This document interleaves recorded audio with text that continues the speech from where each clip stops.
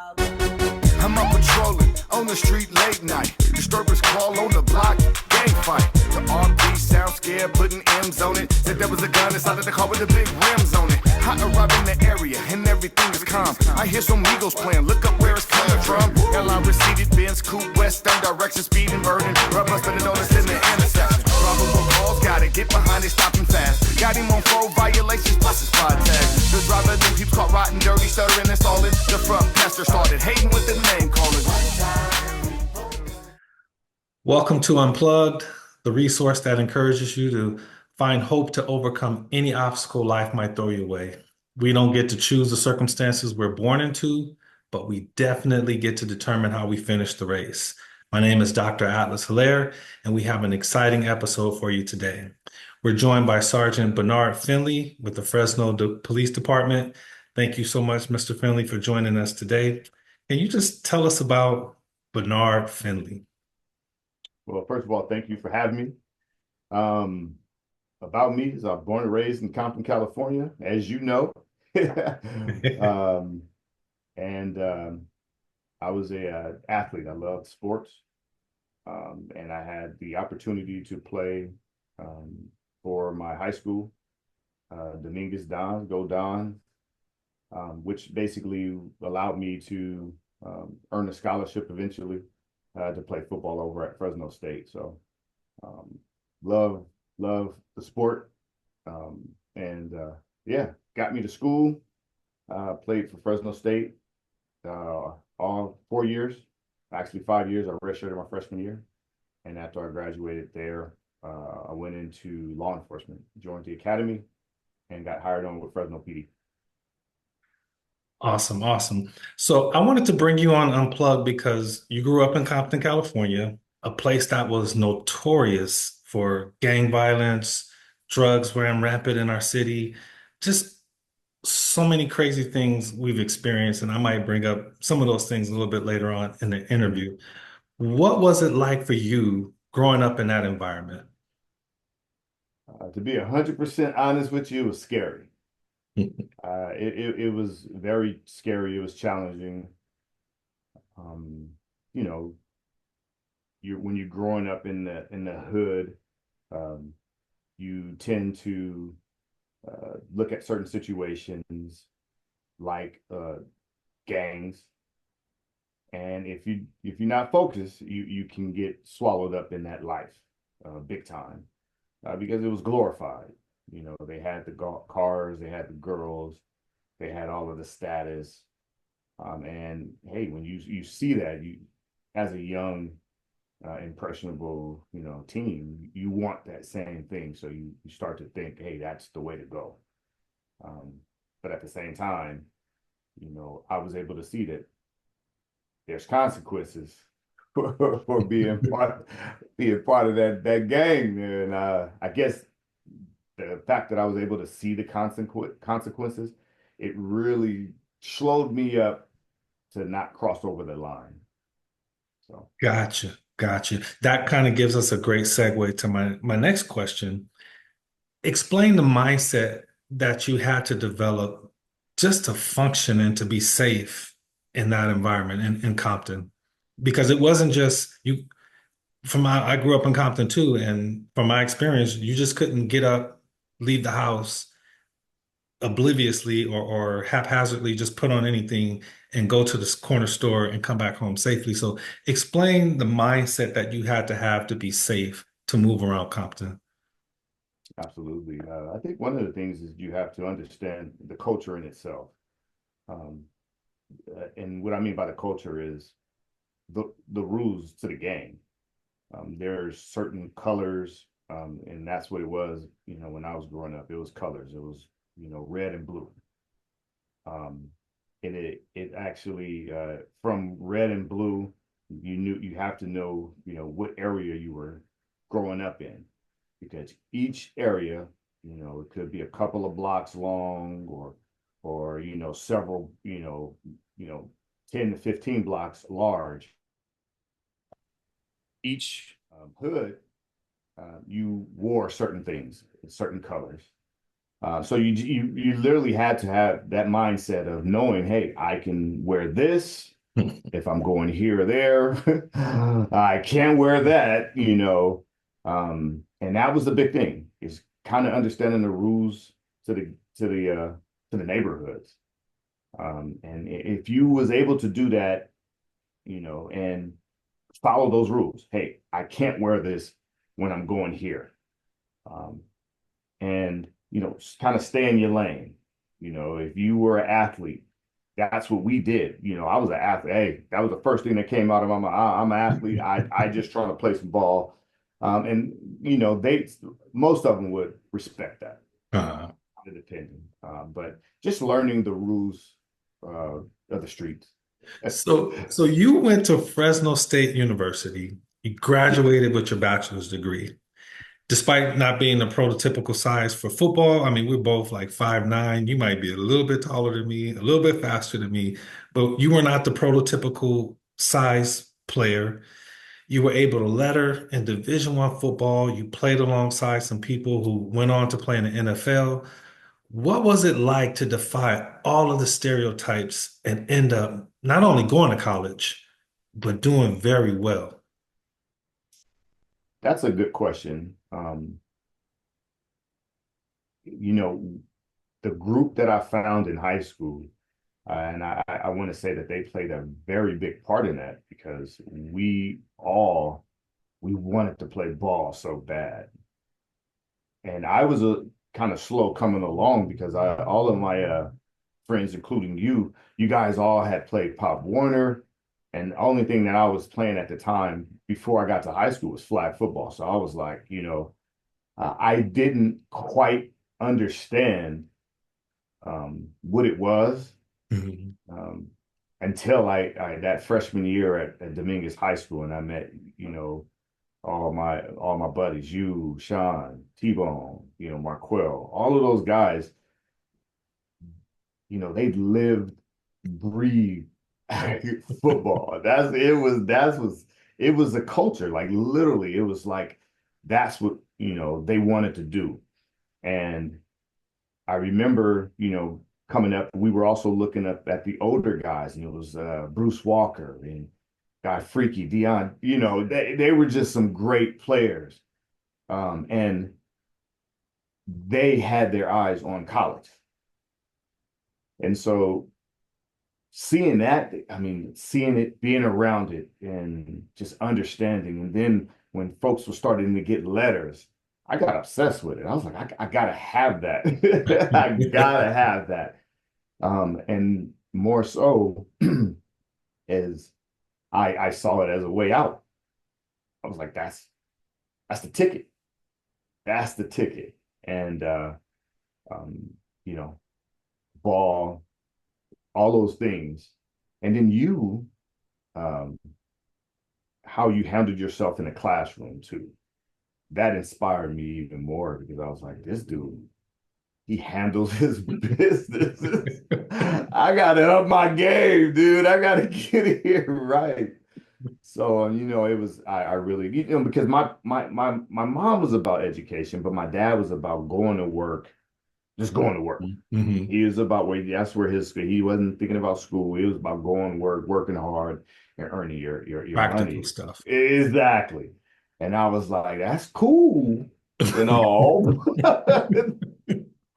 I got to do it a different way, because I was, you know, he was waking me up at 5 in the morning. We had to go, and it was break your back, heavy lifting type stuff. And I was like, ooh, nah, okay, it's good.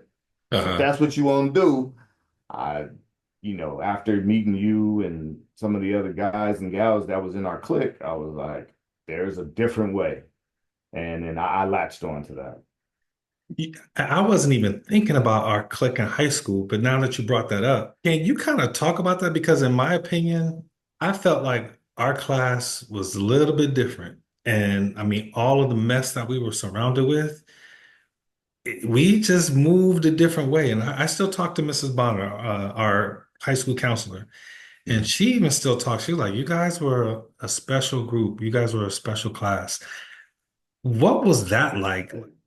When we hung out, we actually If it wasn't doing sports and stuff like that, we were trying to do music. We were going out to movies together. We were going skating. We were just hanging out, going on bike rides. And even I have some videos I wish I can find. I know I have them somewhere. We were working out in my garage. We were trying to make it to the beach to do some workouts. We were doing any and everything to, to kind of chase that dream because we wanted to play sports. And we knew that education was a part of it because you wasn't going to play anything unless you made it to college.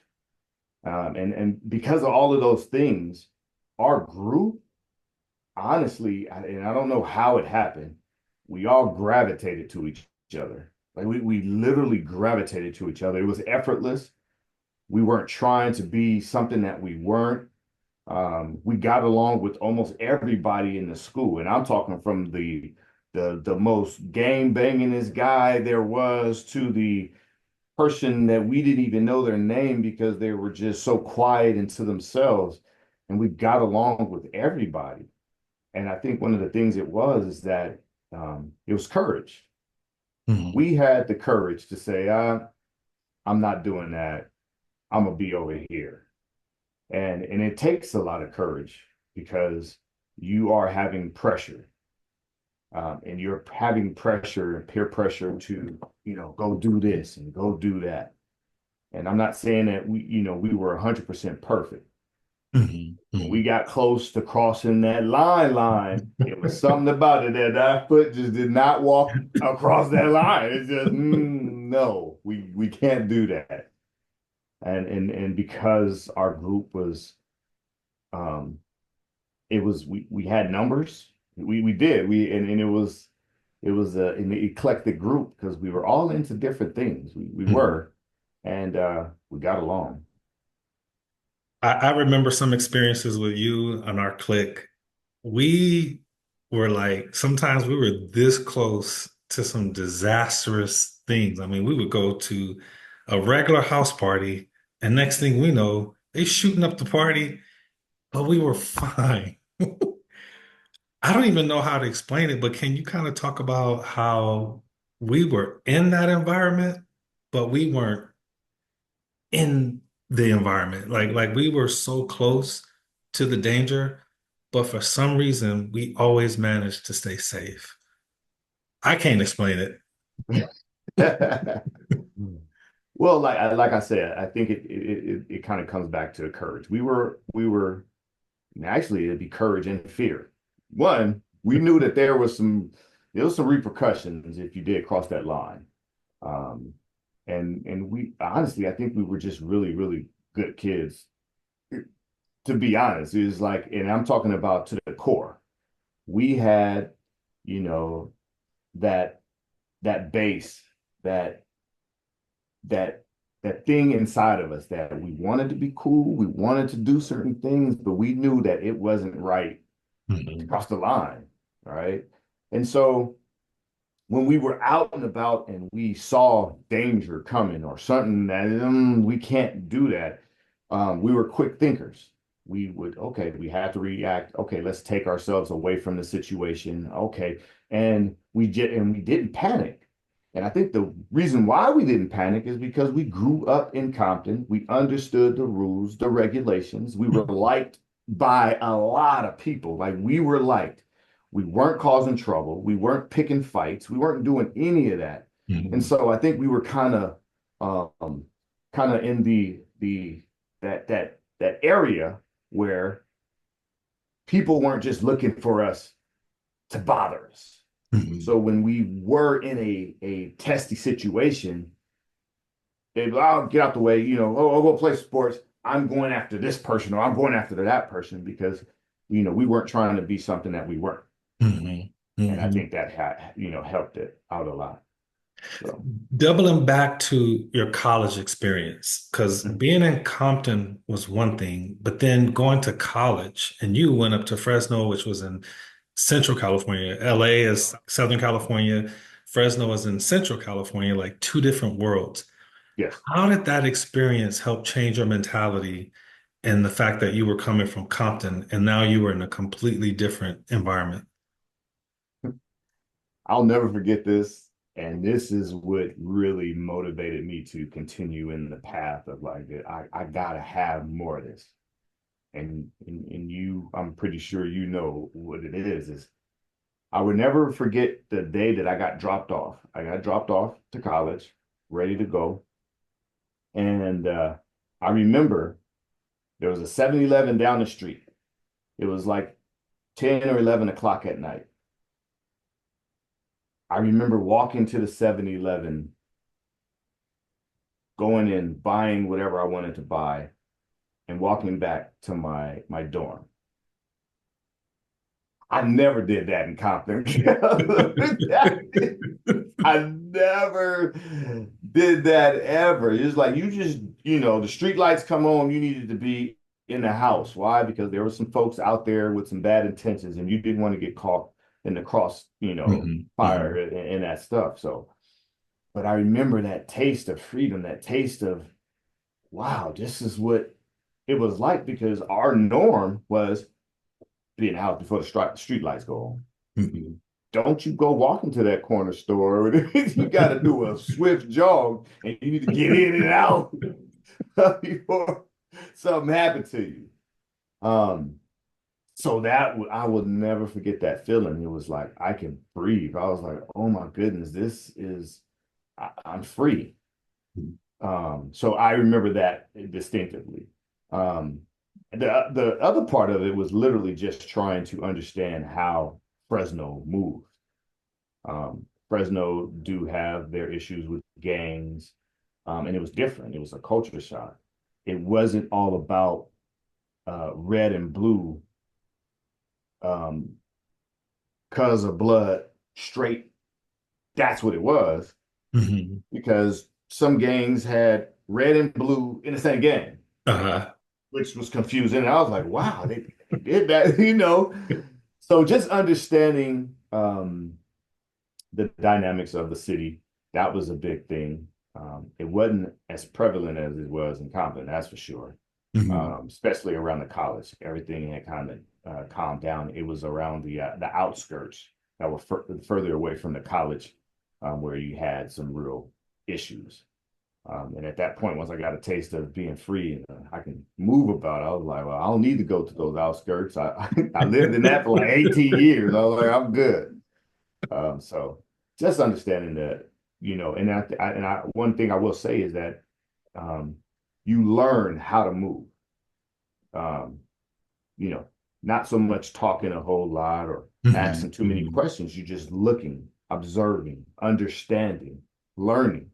And then you take all of that information in and then you apply it on how to move properly. And that's something that Compton taught me. That's funny that you mentioned that piece because I've been in education since 1998 and I still have some of those instincts. So I've been in administration for the past 17 years and I could be talking with the HR person and I'm watching the door. It's just something that will never leave.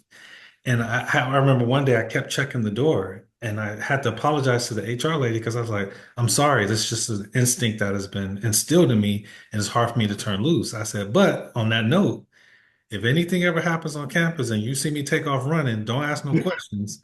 You take off running, we get to wherever I'm running to, and then we'll have a conversation about it. But that was something Absolutely. that that was something that was just instilled in me. And to this day, I don't care where I am. I need to understand my surroundings. I need to know where the exit Absolutely. is. I need to know what type of people are going to be there because that's going to determine the length of time that I'm there and how much I open up and how much I let my guard down. It's just a natural part of who I am now because of my experience in Compton. And I'm not upset about that. Like, I'm happy that that's become part of my fabric.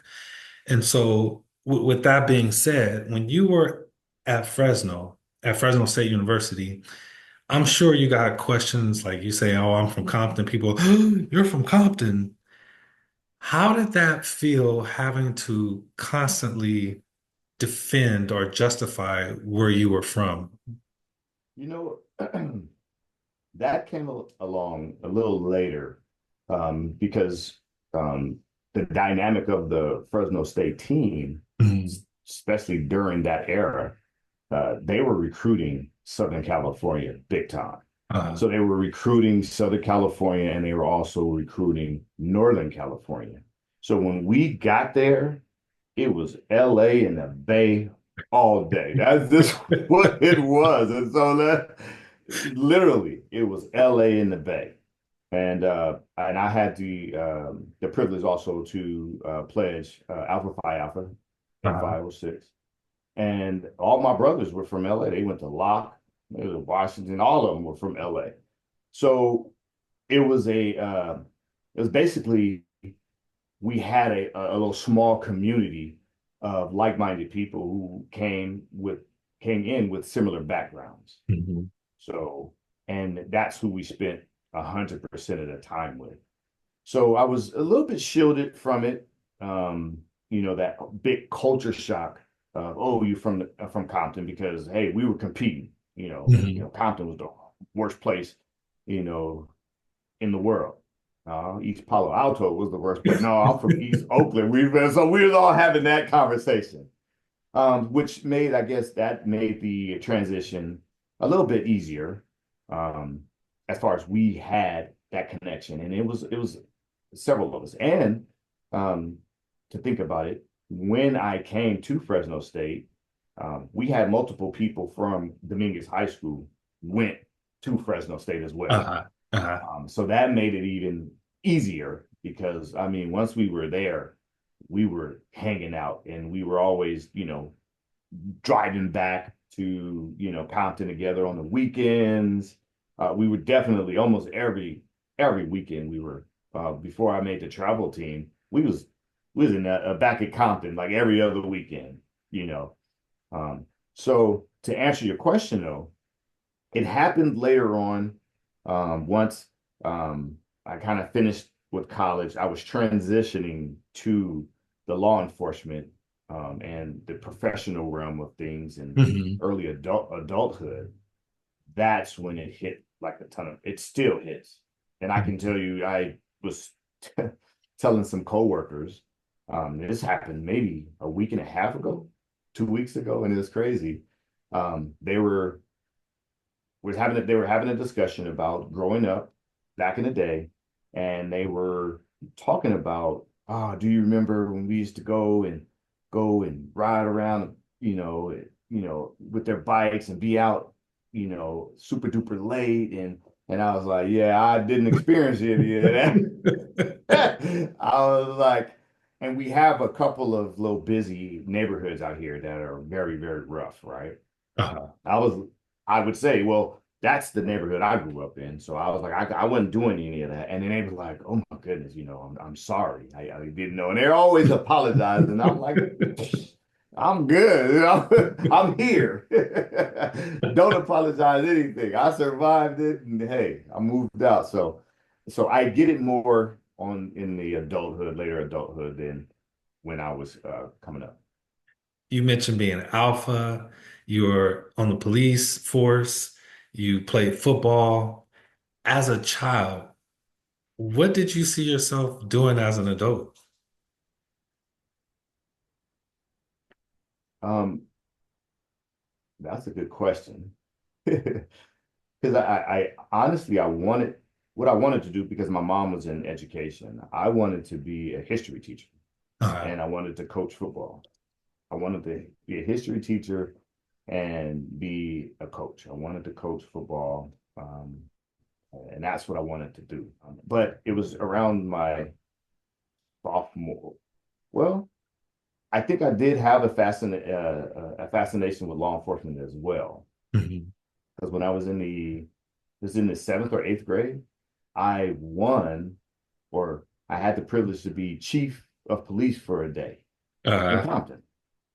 In Compton, which I still can't remember how it came about. Did I enter something? Did I write it down? I would imagine, but I had the privilege to be chief of the day for Compton, the city of Compton. During that time, I went to the Compton Police Department.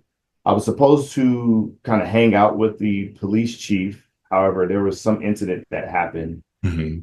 along the way, and he couldn't make it. So then they teamed me up with I think it was like a lieutenant or a sergeant, and I drove around the city with him, visited the Compton jail, saw what that was about. So law enforcement had to be there, Yeah. because I did experience that. Yeah, so So delving a little bit deeper in that, when we grew up, or we grew up in a time where police weren't looked at so favorably. I mean, there was a lot of focus on police brutality. Again, the gangbanging was out of control, so the police were heavier forces in Compton. We had the Rodney King fiasco when we were just juniors in high school. With such a negative perception of the police in our community, how did you end up in law enforcement? I I really believe that true change comes from within. And in order for you to something to change, you have to have someone that's going to step up and actually try to change it. And I remember having a conversation with my mom, and she was like, there's certain ways that law enforcement go about doing things. Okay, don't do it that way. Mhm. And that kind of stuck with me. I was like, you know what? I don't have to do it, that old fashioned way. I can try to implement a new way of, being in law enforcement. Don't know how well it's working, but it's just that, I just thought that, instead of, just talking about it, how about I be about it and try to actually change it from within. Nice. Rest in peace, Mrs. Finley. When did you have that conversation with moms? Oh, it was this was years ago. This was because when I told her that I wanted to do law enforcement, um, she said, "Okay, if you do that, you can't come." She's like, she didn't want me to be in law enforcement in the L.A. Compton Yeah, area, yeah. right? And she was like, "They have a bad, reputation is doing this and this, doing that." And I was like, "So you think I'm gonna just do this and do that, just because?" She was like, "Oftentimes they do." She was just Mhm. like, "But son, you don't have to be that way if you do it." She was like, Yeah. "You need to stay in Fresno if you're gonna do it. Don't come back here and be an officer, but do it your way." Man, And it just stuck with me. the wisdom of a mom. I mean, to encourage you to not go back to our, because when we're in the midst of something, sometimes we don't think it all the way through. Yeah, But that was some awesome advice because then you don't have to deal with some of our friends who may have chosen a life of crime or people who know you absolutely. like, oh, come on, Bernard, man, just you didn't have to. You got to be able to have a fresh start.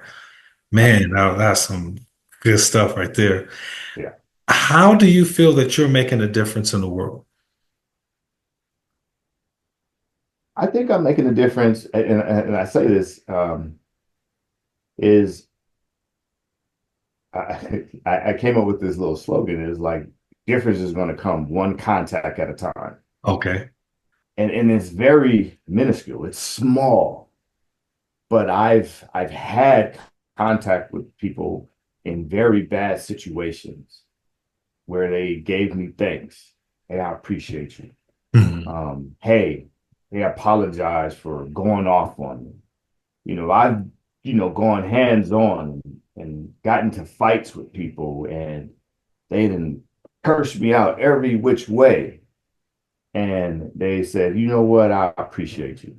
Thank you for, keeping it 100. You didn't change. And it's funny because I often would get this question. They're like, "You're not from here, huh?" Where are you from? I now, as a law enforcement officer out talking to the community, I get that a lot. Uh-huh. You ain't from here. Not so much now, but earlier on in my career, they were like, "Nah, you different." Because one of the big things is I know I changed. I was like, and I was trying to really, and it takes a lot of time to develop this muscle is don't take things personal. Mhm. You can't take things personal. Why? Because I'm more than likely, as a law enforcement officer, I'm taking something away from this person that I'm contacting. I'm not Mhm. getting called because it's a good day. I'm getting called because I may have to take someone's freedom away. I'm taking their vehicle. I have to take, their kids away in these bad situations. And I was really trying to make it not about us against them.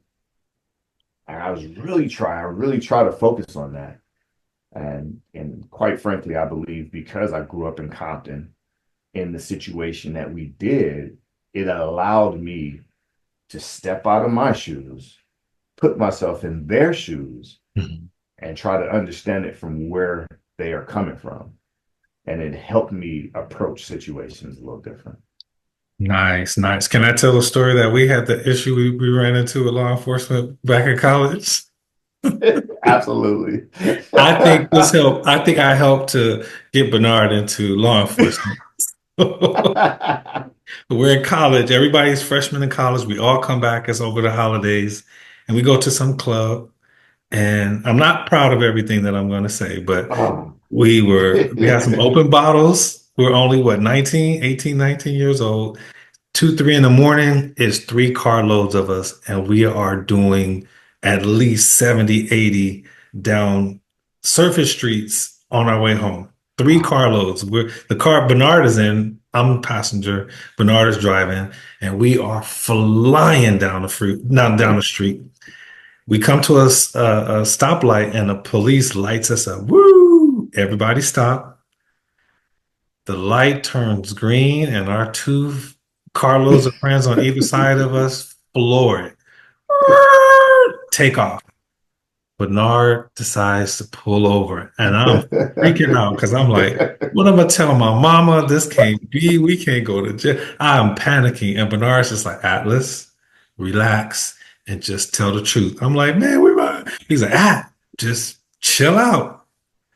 So the police officer pulls me out the car. He asks me some questions. He puts me in the back of the police car. I'm like, oh my God, I'm going to jail. I can't believe I'm about to go to jail. Police officer asked Bernard some questions, put him in the back of the car.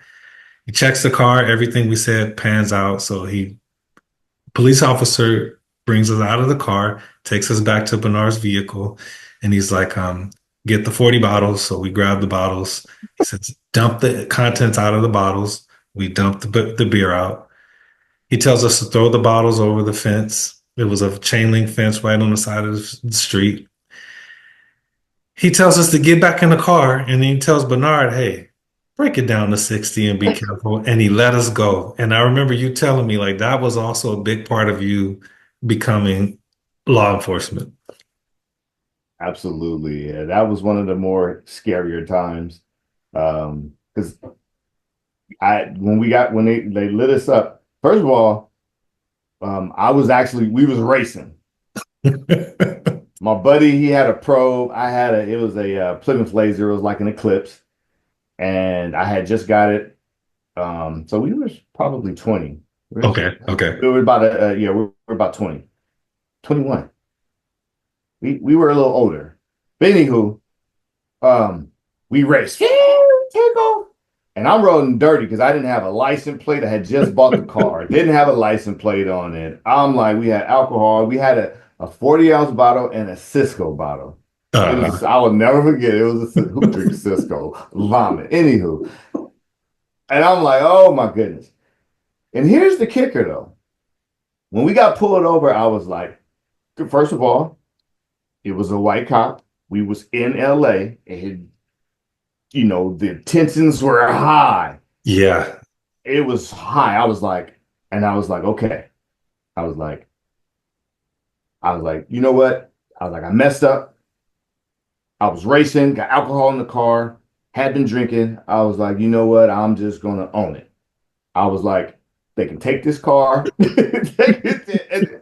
literally, seriously, this was in my thinking. So I was like, you got to tell the truth. I was like, just tell the truth, because I'm telling 100% of the truth. I'm not, we gonna be the truth. I was like, they can have this car. I'm like, I was so afraid of getting beat up. Uh-huh.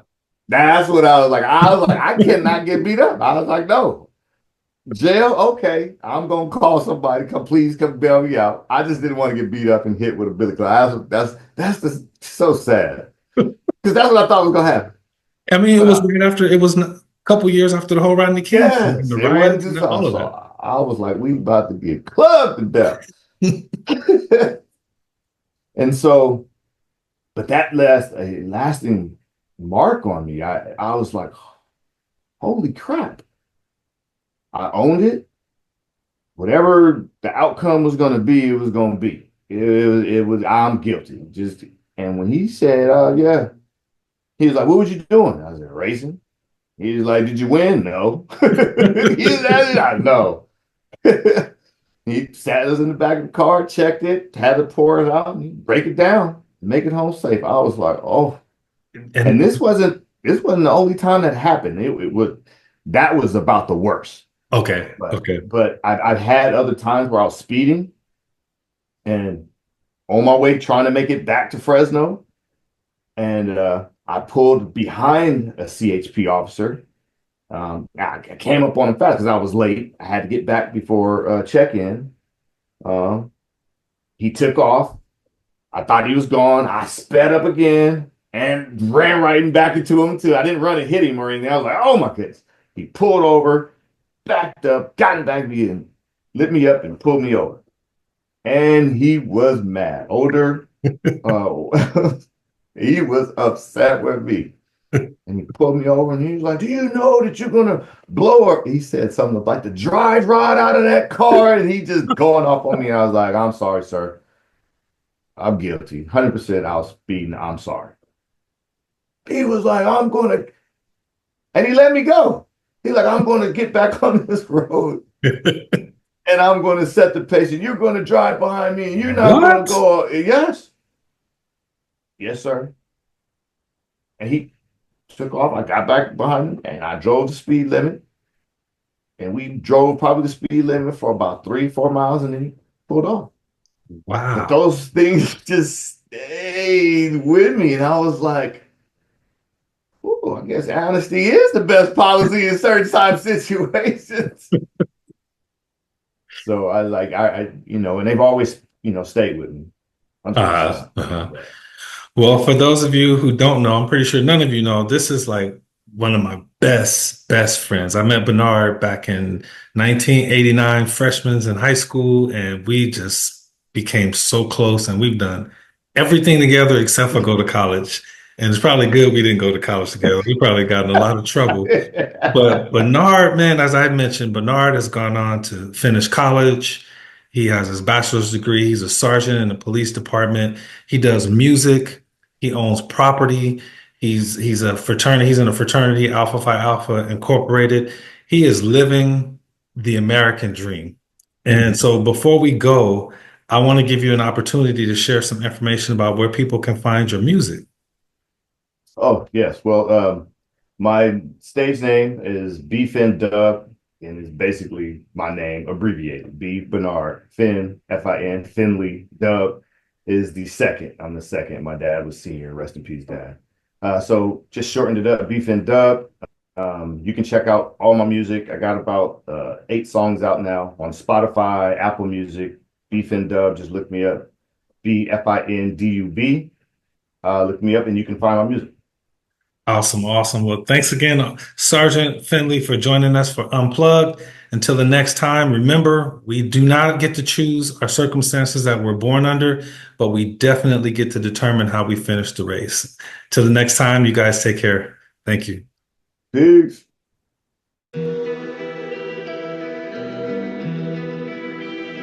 Please, Lord, let's talk about these bars. Let's talk about these bars. These bars. Yo, I never Never been locked up before. I don't wanna be and ain't trying to go. Nowadays, incarceration is glorified. Straight time on your jacket is worn with pride. The more time spent in, you get a bigger patch. You wear it on your arm, your shoulder, your face, your neck. You get the title of being hood when you go there. And if you don't, then you're a lame ass square bear. Well, I guess I'm pretty much so the latter. Cause if I had to go in, I'd be madder than the Hatter. And Alice wouldn't have to wonder which way I land.